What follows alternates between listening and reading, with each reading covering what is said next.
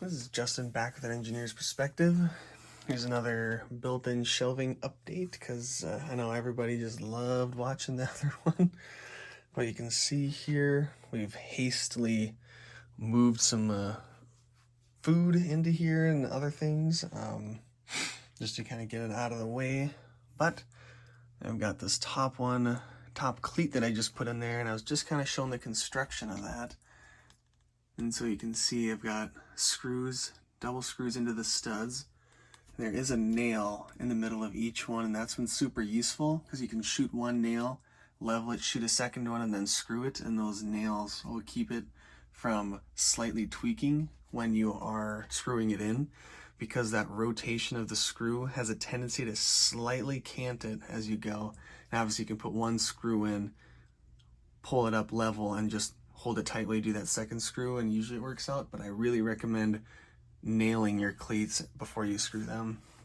The side ones you can see, I've got pocket screws in them, and then there's the screw holding it in. There's a whole bunch of brads around it. I was just too lazy to put a second screw in, so I just shot a bunch of brads and called it good. Now what we're gonna do is we're gonna have to rip a board to fit in here. This shelf is obviously shorter than the other ones. These are 1.5 feet, and this one's gonna be 1 foot. So let's just measure, how does this fit in here? Measure to make sure we've got our dimensions correct on this one. So after adding the bull nose, it should be 12 inches. So you can see we are exactly 11 1/4. The bull nose is 3/4 inch. So we know we can rip our plywood to 11 1/4, and then it'll be ready for the bull nose to go on. So let's go do that, and we'll see that.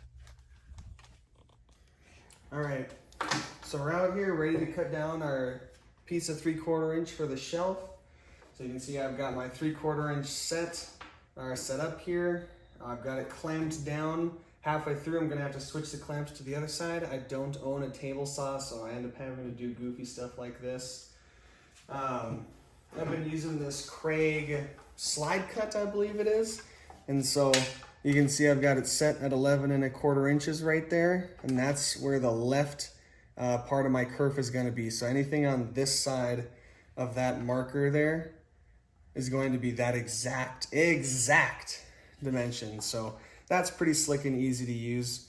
I've had good luck with this so far. This does seem to kind of want to slip backwards out of this sled, but as long as it's butted up against your little piece there, that keeps this measurement exact. And it's really easy to do because you just set it in there, make one cut, and then move this little dial, because it's adjustable in there, to wherever your kerf is. And you can move it to the left side too if you've got a blade left saw instead of this blade right. So this is what we'll be using to do that rip cut. You can see I've got it taped.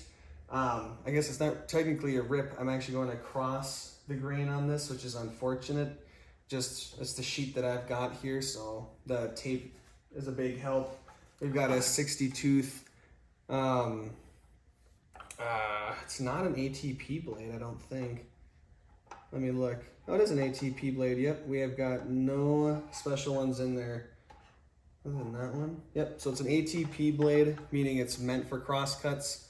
So, you know, I'm helping as much as I can. That's a Diablo blade right there, 62. And so I've got that set, got that taped, and we're gonna go for it.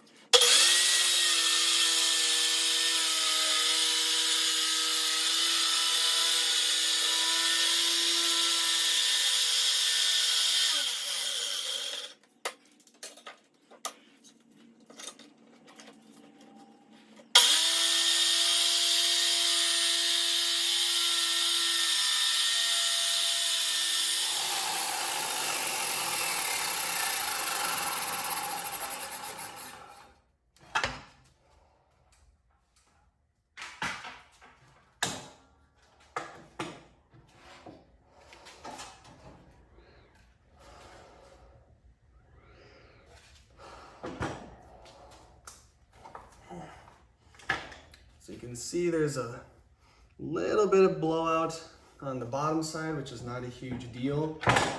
since that'll be encased within the shelf. Ooh, dusty. I definitely need some better dust management. Let me take off the tape.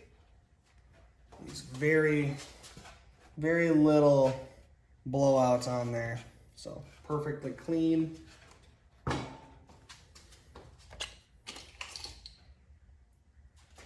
11 1/4. 11 1/4. We're good to go. Now we're gonna scribe the shelf, put that scribe on here, and then cut those out so it's actually the shape of that closet.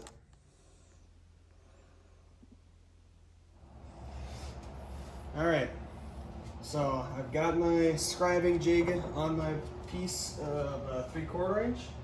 You can see I've favored one side so I can get as big of a cutoff piece on the other side here. I'm just gonna mark it.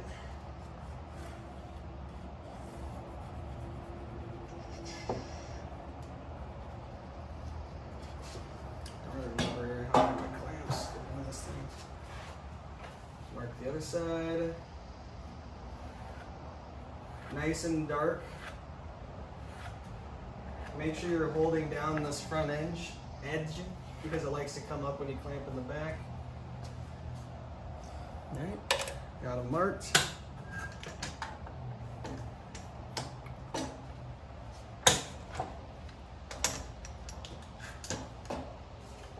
So don't need that anymore.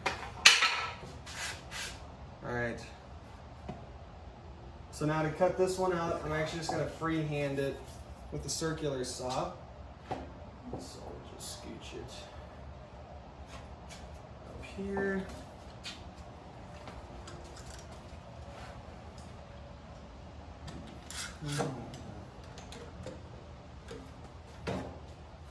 Clamp it down.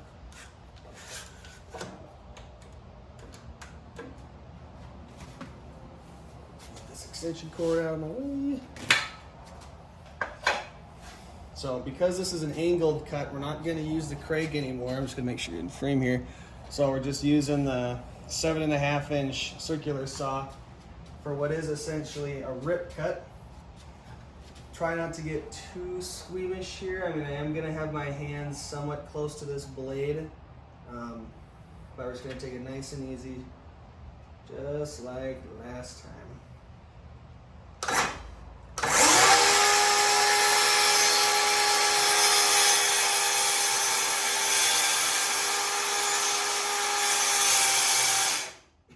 Did not make the mark dark enough, not even close. I'm right in a shadow.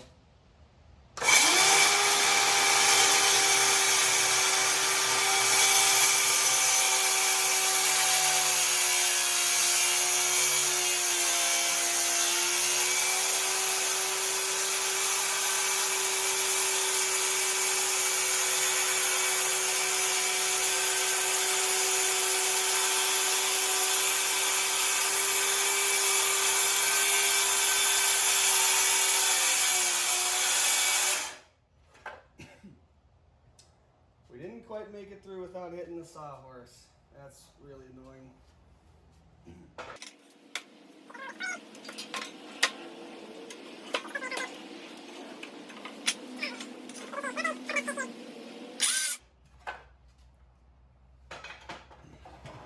There we are.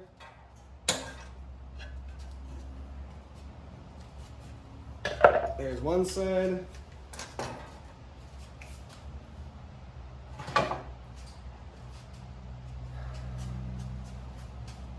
Here's our second, where it's just that little strip. This one will hang over the edge. Make sure we're not going to be in the path of the blade. Is this in frame? Oh, by gum, it is. Just barely.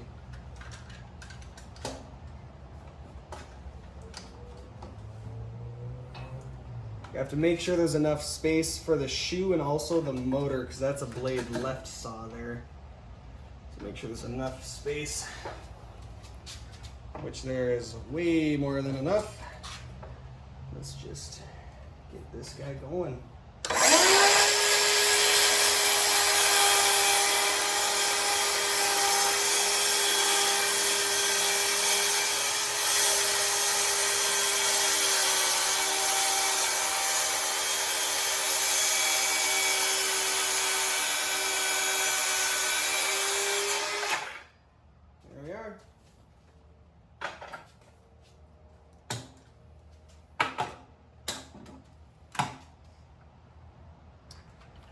Okay, so keep in mind, this shelf does have a direction. So I've flipped it back to the way it was. This is the left, this is the right, this is the top. Because if you flip it around, it's gonna cause you pain. Let's go check the fit. All right, back to the closet. You can see I've marked right, back, and left down there so I don't confuse myself. Oh, I'm gonna do this one-handed, so bear with me here. Let's get the one end in, like so. Drop in the other. Perfect fit. So when I was using that circular saw to do the cross cut on this thing, I actually gave myself like maybe a 64th, a 32nd, just so it's a fuzz bit proud, and I mean a fuzz bit proud.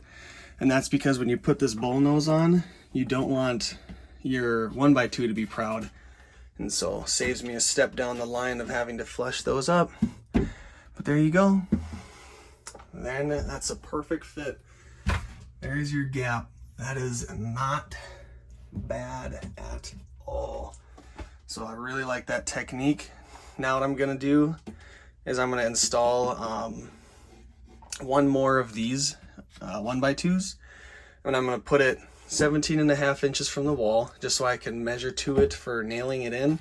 But it's got the pocket screws on it. It's gonna go dead center, and that's just gonna help with that 1/4 inch plywood that's gonna go on the bottom. That's just gonna help tack it up there and suck it up, kind of keep the spacing even. It doesn't really add much structural strength to it.